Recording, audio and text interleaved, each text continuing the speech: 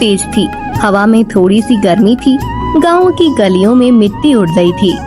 एक चमचमाती कार रुकती है। कार का दरवाजा खुलता है और मीरा निकलती है स्टाइलिश कपड़ों में, हाथ में लैपटॉप बैग, आंखों में कॉन्फिडेंस और चेहरे पर थोड़ा घमंड। मीरा शहर से पढ़कर वापस आई थी। MBA किया था उसने और एक बड़ी कंपनी में जॉब मिल गई थी। गांव के लोग हैरान थे। आज मीरा एक नई दुनिया की नई तस्वीर थी, लेकिन उस तस्वीर में अब उसकी छोटी बहन सीमा के लिए जगह कम होती जा रही थी। दीदी, आप आ गई? मैं तो रोज दुआ करती थी आपके लिए। हाँ, आ गई। तुम अभी भी इस झोपड़ी में रहती हो? कभी तो कुछ बदलाव लाओ जिंदगी में। दीदी, घर छोटा है पर दिल बड़ा है ना। आप आ जाइए, बस वही काफी है। मुझे इस झोपड़ी में रहना पसंद नहीं। शहर की लाइफ का स्टैंडर्ड ही कुछ और है। सीमा चुप हो गई। उसके चेहरे का नूर हल्का पड़ गया। उसने सोचा दीदी बदल गई है, शायद पैसा इंसान का रंग बदल देता है। कुछ महीना बाद मीरा की शादी एक अमीर घराने में हो गई। घर, गाड़ी, पैसा सब कुछ था उसके पास, लेकिन सीमा, उसके लिए बस एक शादी का कार्ड और कुछ ठंडे लफ्ज थे। दीदी, आप कितनी खूबसूरत लग रही हो। मुझे गर्व है आप पर। तुम ये पुरानी साड़ी पहनकर आई हो, थोड़ा तो तैयार होकर आती। तुम्हारी ये गरीबों वाली सोच कब बदलेगी?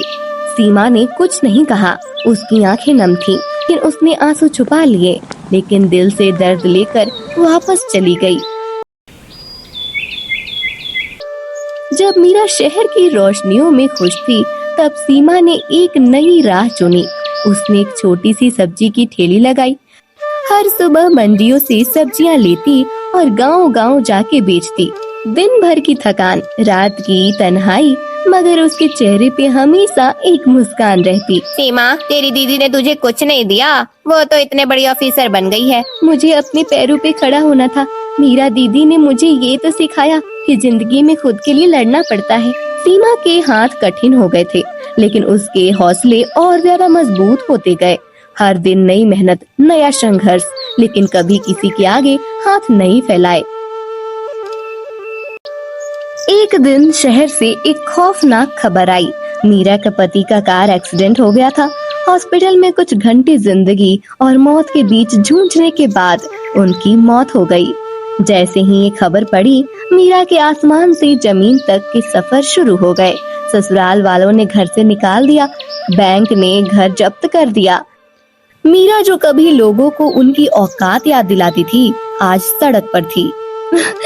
मैं अब क्या करूं, कहां जाऊं, जिसे मैंने कुछ कभी नहीं समझा।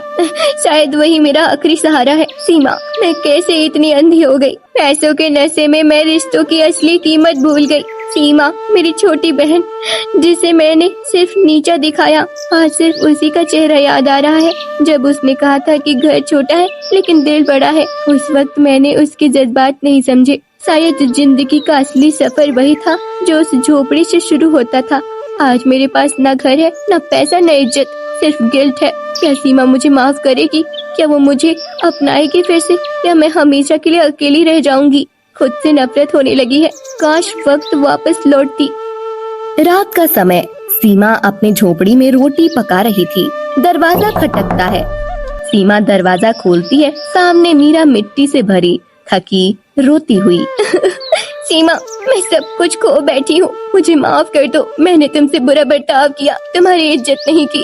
आज मैं वही हूँ जिसे कभी तुम्हारी झोपड़ी पसंद नहीं थी, और आज वही झोपड़ी मेरे लिए एक महल है। दीदी, आप मेरी बहन हो। रिश्तों में माफी नहीं होती, सिर्फ मोहब्बत होती है। आप अंदर आइए।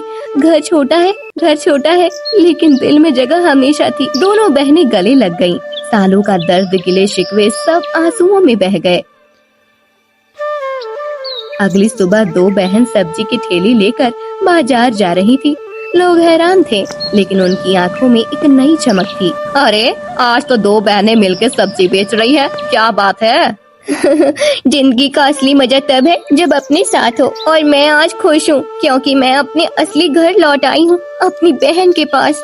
जिंदगी ने इन्हें जोड़ा। पैसा, स्टेटस और घमंड ने जो दूरी बनाई थी, उसे प्यार ने मिटा दिया। जिंदगी हमेशा एक जैसे पल नहीं देती। कभी उड़ान मिलती है तो कभी जमीन दिखाई देती है, लेकिन जो लोग हर मोड़ पे साथ देते हैं उनका साथ कभी नहीं छोड़ना चाहिए। बहन का रिश्ता दुनिया के हर रिश्तों से ऊपर होता है।